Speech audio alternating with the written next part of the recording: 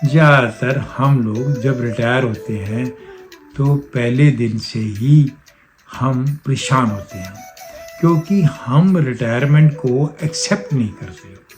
हम अभी भी अपने ऑफिस की वो पावर, वो फैसिलिटीज़, वो डिसीज़न या वो ऑर्डर्स में बैठे रहते हैं।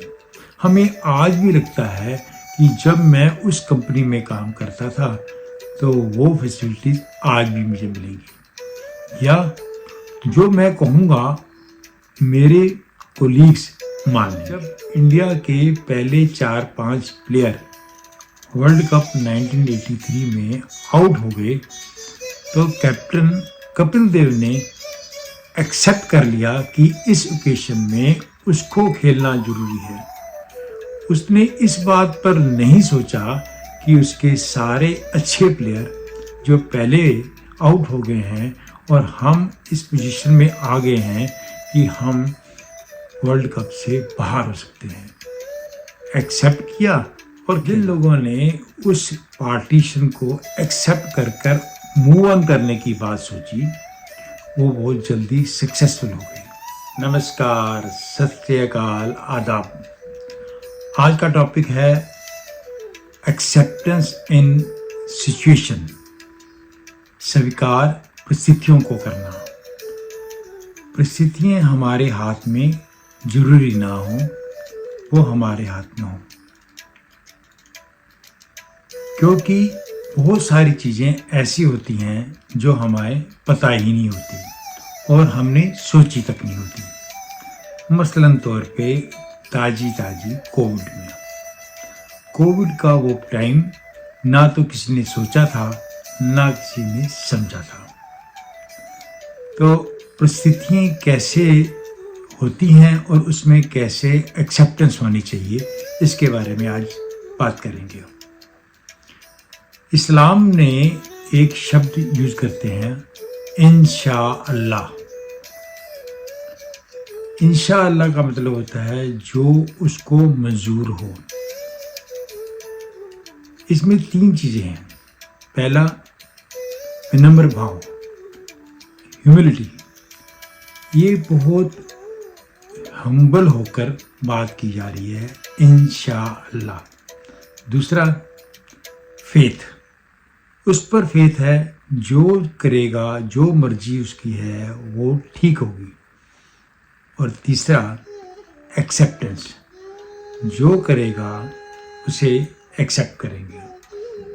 ऐसे ही अगर हम सनातन धर्म से बात करते हैं तो गीता का सार ये आता है कि हमें अपने कर्म करने चाहिए, पर फल हमारे हाथ में नहीं है। महाभारत के युद्ध में कृष्ण जी ने यही बात अर्जुन को समझाई।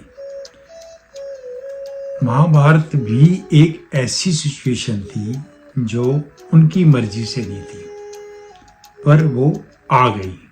और उस अवस्था में जब अर्जुन घबरा गया, कृष्ण जी ने यही समझाया कि वो अपना कर्म करे। तो जब भी क्वेश्चन आए तो उसके अंदर पहला काम एक्सेप्टेंस है। हम एक छोटी सी स्टोरी से बात समझते हैं।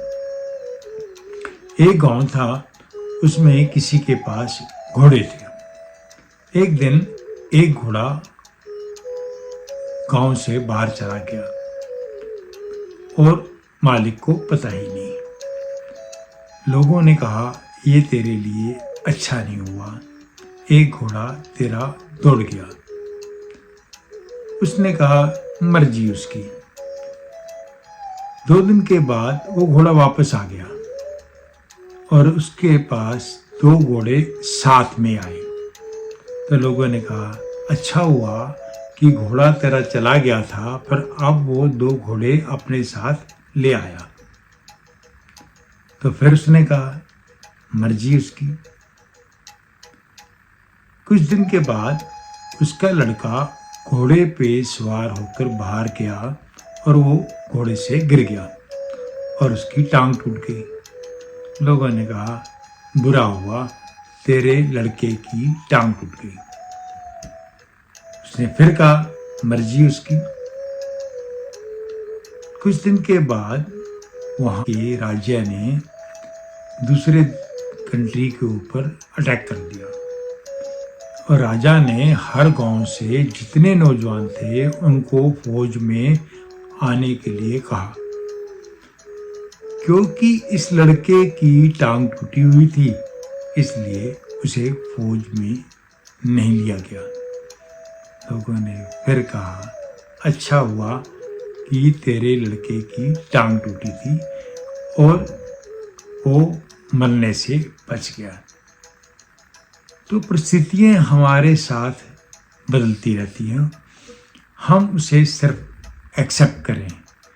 जैसे गीता ने कहा, कर्म कर फल की इच्छा ना रख, या इस्लाम ने कहा इंशाअल्लाह, या कुर्बानी के अंदर हुक्म रजाई चलना। ऐसे ही बुद्ध ने एक्सेप्टेंस को मोहर लगाई। तो जब हम एक्सेप्टेंस में आ जाते हैं तो हम कुछ अच्छा सोचने के काबिल हो जाते हैं। पर सिचुएशन जब आपके सामने आए और आप उसको एक्सेप्ट ना करें तो आप बहुत सारा एनर्जी और रिसोर्सेस वेस्ट कर देते हैं।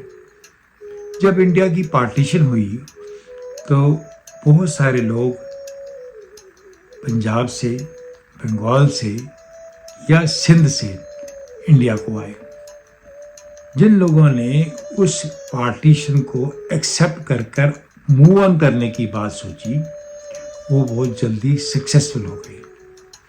पर जो इसी बात पे लगे रहे कि हमारे वहाँ पर बहुत कुछ था जो हम खो आए, हमारे साथ अच्छा नहीं हुआ, इसी के अंदर बार बार बोलने से वो कुछ भी फायदा नहीं ले पाए।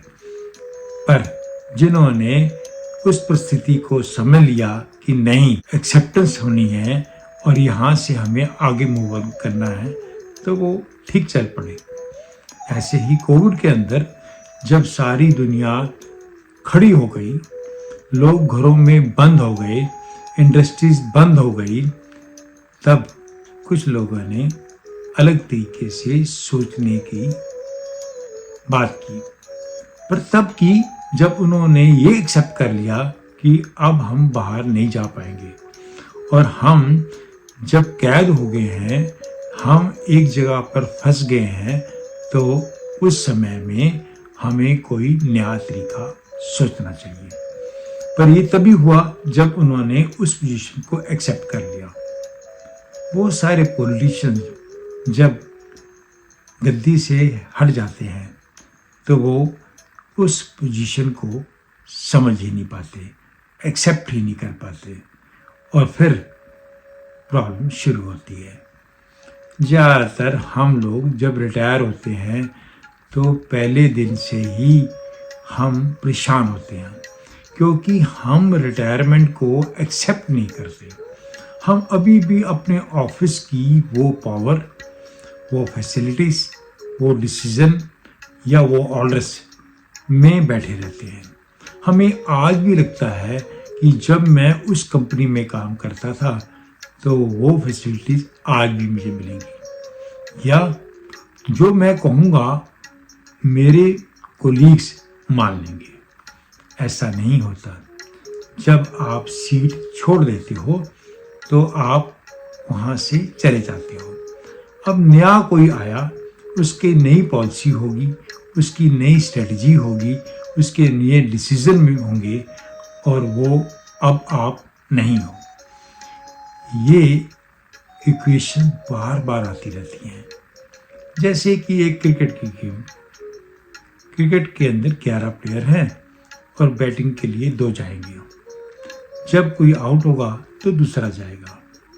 कैप्टन कभी इस बात पे रोना शुरू नहीं करता कि मेरे 3 या 4 अच्छे प्लेयर जल्दी आउट हो गए। जिम्बाब्वे का मैच देख लीजिए, जब इंडिया के पहले 4-5 प्लेयर वर्ल्ड कप 1983 में आउट हो गए तो कैप्टन कपिल देव ने एक्सेप्ट कर लिया कि इस ओकेशन में उसको खेलना जरूरी है। उसने इस बात पर नहीं सोचा कि उसके सारे अच्छे प्लेयर जो पहले आउट हो गए हैं और हम इस पोजीशन में आ गए हैं कि हम वर्ल्ड कप से बाहर हो सकते हैं। एक्सेप्ट किया और खेला। अगर वो उस टाइम डीमोरलाइज होता तो शायद इंडिया 1983 का वर्ल्ड कप जीतती ही नहीं। इक्वेशनें हमेशा आती हैं, उन इक्वेशंस को पहले एक्सेप्ट कितनी जल्दी करते हैं ये आपके ऊपर है। और ये एक्सेप्टेंस का चैप्टर जब हम अपनी ज़िंदगी में हर इक्वेशन में लगाते हैं तो हम फ़ायदे में रहते हैं।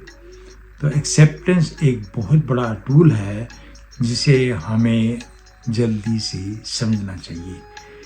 सफल ज़िंदगी के लिए एक्सेप्टेंस बहुत ज़रूरी है। यही एक सुकून देता है और आपकी ज़िंदगी आसान करता है। उम्मीद करते हैं आपने एक्सेप्टेंस इन सिचुएशन या परिस्थितियों में स्वीकार कैसे किया जाता है उसके बारे में आपको ये वीडियो अच्छी लगी होगी। अगर आपको अच्छी लगी तो आप उसको शेयर कीजिए, लाइक कीजिए और सब्सक्राइब कीजिए। नमस्कार, सत श्री अकाल, आदाब।